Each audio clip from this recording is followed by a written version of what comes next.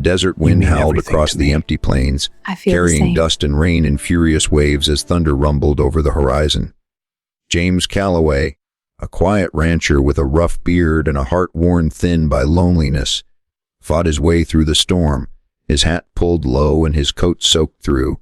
He'd been on his way back from town when he spotted her, standing beside a broken wagon, lightning flashing behind her, one hand holding her shawl tight against the wind. "Mom," he shouted above the roar. "You can't stay out here?" The woman turned, eyes sharp yet calm, framed by dark curls clinging to her cheeks. "The wagon wheel's broken," she said. "I was heading west before the rain caught me." James dismounted, helping her cover her few belongings with a tarp. "You'll freeze to death if you don't come with me," he said, his tone more command than suggestion. She hesitated, studying him for a moment, then nodded. "I suppose I don't have much choice, do I?" Her name, she later told him, was Clara Reed, a widow traveling to start anew after losing both husband and home to fire. The storm swallowed their words as they rode to his ranch, rain pelting against their faces, but he caught glimpses of her through the downpour. Her quiet strength, the way she didn't flinch at thunder, the steadiness in her voice. When they finally reached his cabin, drenched and shivering, he opened the door to reveal a simple but warm room lit by firelight. He stoked the flames higher and turned to her. "There's only one bed," he said, half apologetic, half wary. "I can take the floor." Clara met his eyes and smiled, a slow, fearless smile that caught him off guard. "That's perfect," she said softly. "I'm not afraid." The words hung between them, charged with unspoken meaning. The wind howled outside, but inside the cabin felt alive. Two souls, both scarred by loss, unexpectedly sharing warmth against the storm. What happens when two lonely hearts, forced together by fate, discover something worth holding on to? Like and subscribe, because this storm is only the beginning of their Wild West love story. The storm raged through the night, rain hammering the roof like the beat of a drum. Inside, the air was thick with warmth from the fire, and something else neither of them dared name. James poured 2 mugs of coffee, his hand steady despite the awareness pulsing in his chest. Clara sat by the fire, her shawl draped over her shoulders, drying her hair with a towel he'd given her. "Thank you," she said quietly, "for stopping." Most men would have passed a stranger by. He shrugged. Storms don't care about strangers. Everyone needs a roof sometimes. Clara studied him in silence for a while, the firelight dancing in her eyes. "You live alone?" "3 years now," he answered, his tone low. "Lost my brother to fever, and my parents before that. The ranch keeps me busy." She nodded. "I lost my husband to fire," she said, voice breaking for just a second. "He was a kind man, strong. I thought I'd never feel safe again."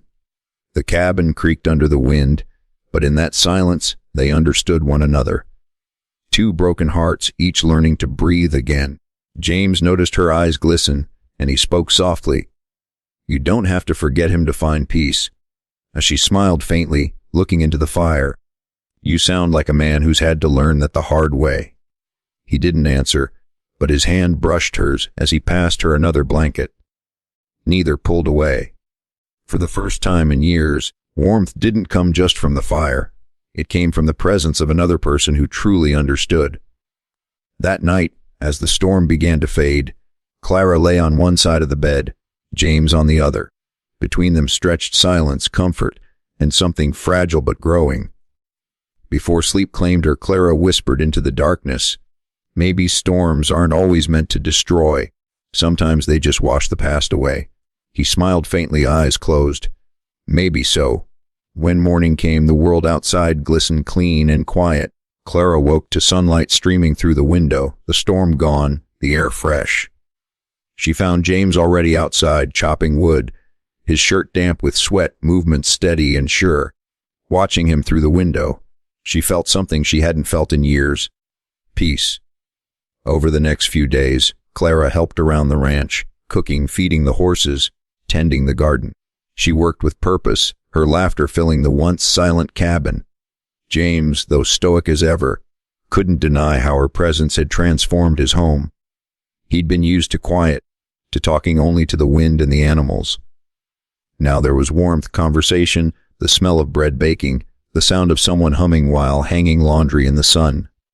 One afternoon, as they shared coffee on the porch, James said softly, "You could stay a while. Till you figure out where you're going next." Clara tilted her head, eyes warm. "And if I said I don't want to leave?" He looked at her, startled but hopeful. "Then I'd say the ranch would be better off for it." A days turned into weeks, and with each sunrise, their connection deepened. She teased him when he was too serious. He admired her strength, her humor, her refusal to be defined by the past. They became partners, not just in work, but in spirit. The ranch flourished again, filled with laughter, color, and something resembling love. Spring arrived with the scent of wet soil and blooming sagebrush drifting across the wide plains. The storm that had once thrown them together now felt like a distant dream, replaced by quiet mornings and the gentle rhythm of shared life. Clara had made the ranch her home. Her laughter echoed in the kitchen, her voice carried through the open fields as she called the horses, and her presence brought light into every corner of James's once lonely world. One bright morning she stood by the corral, sunlight glinting off her dark curls as the horses galloped freely across the pasture. James approached slowly, watching her from a few paces away. He realized how much she had changed, not just the ranch, but him. She had breathed life into the place, stitching warmth into every day with her kindness and calm strength. "I've been thinking," he said, his voice quieter than usual, almost shy. "About that night you said you weren't afraid." Clara turned, a soft smile tugging at her lips. "And have you been afraid since?" He shook his head, stepping closer. "No, not of storms, not of memories. I was only afraid of being alone again." She looked up at him, her eyes reflecting both tenderness and understanding. "You aren't alone anymore, James." Her voice trembled slightly, but the warmth in it was undeniable. He took a deep breath, reaching for her hand. "Then stay. Not as someone I rescued, not as a guest. Stay as my partner, my heart." Tears welled in her eyes, glistening in the morning light. "You sure your room still only has one bed?" She whispered teasingly, the same fearless spark in her smile that had caught him off guard months ago. He chuckled, brushing a thumb across her cheek. "Wes, it's time to make room for two." They stood in silence for a moment, the prairie wind sweeping around them, carrying the scent of rain and new beginnings. Then James leaned down, his forehead resting gently against hers. It wasn't a grand gesture. It was quiet, real, full of the love they'd both waited years to find. From that day forward, the cabin that once stood as a refuge from storms became something more. A home filled with laughter, shared meals, and the steady rhythm of two hearts healing together.